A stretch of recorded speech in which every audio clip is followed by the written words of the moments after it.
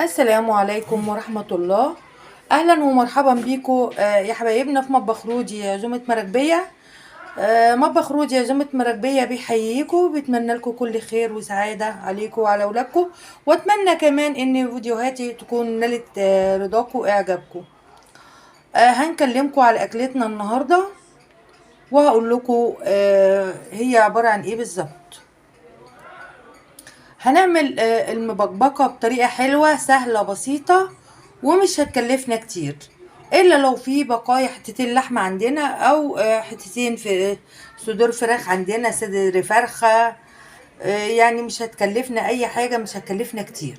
ولو عايزين تعملوها من غير لحوم خالص مش هتقول لا، ومفيش اي مانع. هنقول لكم بقى على مقاديرنا. عندي هنا حوالي 5 6 حتت لحمة، مش كبار، صغيرين زي ما حضراتكم شايفين كده. باقيين من أكلة تانية، يعني كانوا عندي وباقيين من أكلة تانية. معنا هنا كيس من المكرونة.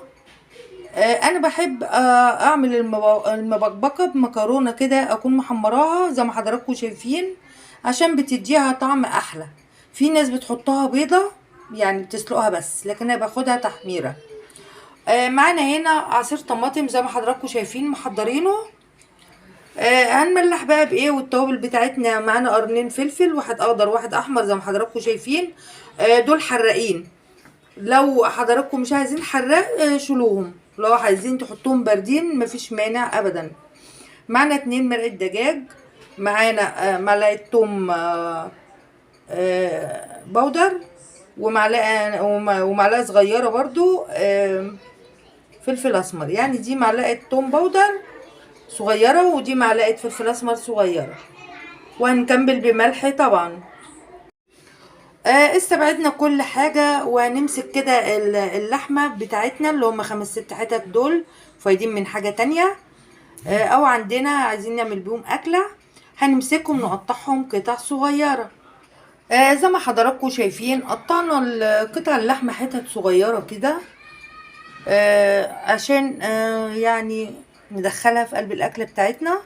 يلا بقى على البوتاجاز نشوف هنعمل ايه في المبكبكة بتاعتنا الجميلة دي، وندلعها كده ونخليها جميلة. ورجعنا لكم تاني يا بناتنا. في نفس كمية الزيت اللي احنا حمرنا فيها المكرونة بتاعتنا، هنبتدي نحط قطع اللحمة اللي احنا مقطعينها صغير عشان نديها تشويحة. مش هنوسخ اي مواعين، هي نفس الحلة. بس نشوح قطع اللحمة بتاعتنا قبل ما نضيف عليها اي حاجة تانية. زي ما انتم شايفين يا بناتنا، ضفنا كمان قرنين الفلفل كده عشان ان احنا نشوحهم مع اللحمة بتاعتنا زي ما انتم شايفين. هنبتدي نحط كده الثوم البودر والبصل البودر والفلفل الاسمر.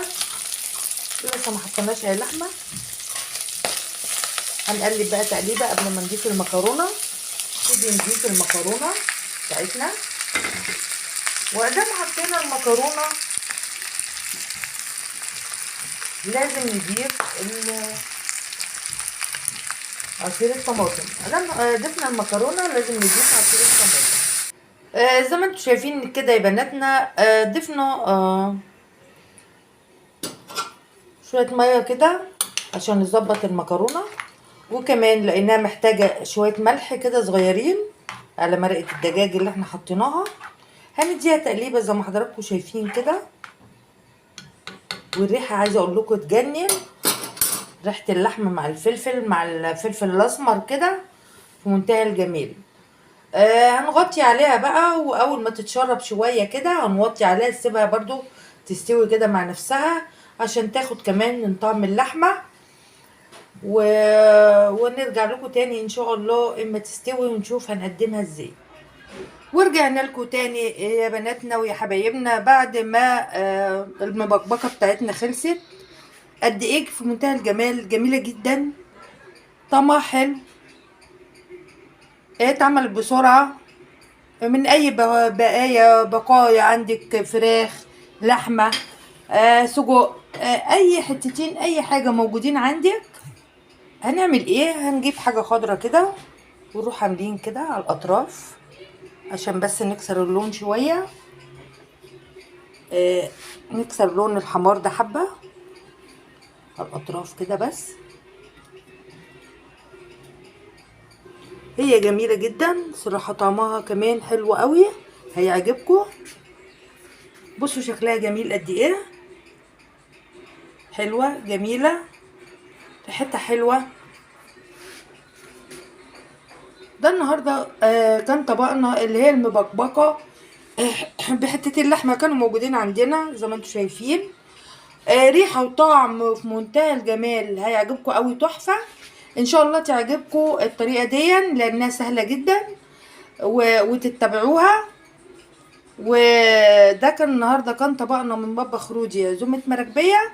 مطبخ رودي عزومه مراكبيه بيحييكم وبتمنى لكم كل خير، واسيبكم على خير واشوفكم على خير، والسلام عليكم ورحمه الله.